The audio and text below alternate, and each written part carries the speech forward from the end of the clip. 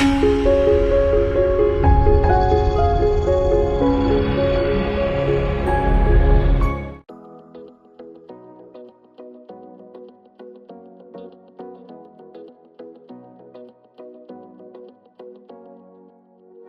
жөнім Темірханова Баян.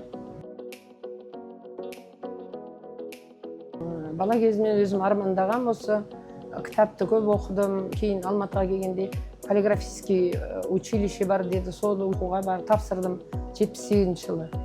Жаңадан өзі корпус мына жерден жаңадан ашылып жатқан, общитасы бәрі бар, сол жерге келіп тұрдық, тапсырдым. Содан переплетный брошюровочный деген факультетін бітірдім. Соны оқып бітіргеннен кейін осы фабрика кітап болған мынау кезінде. Сол 79 жылы бітіріп осында жұмысқа кірдім.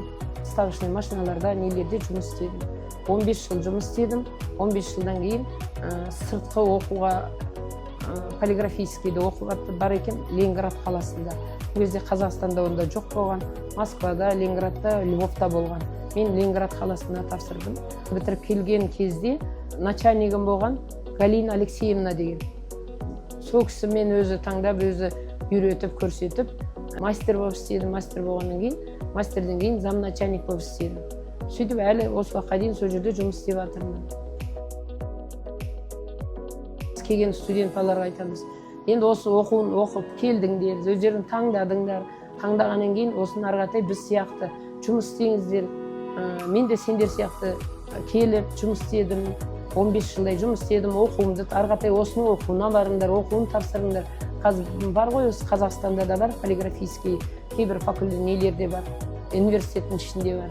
Соны тапсырыңдар, келіп бізде жұмыс істеңдер, біз үйретеміз, ары қаратай технолог мамандар, несі мастер болып істеп кетуге де болады. Өзің жеке меншік ашып алуыңа да болады. Кішкентай ары қаратай үйреніп не қылған.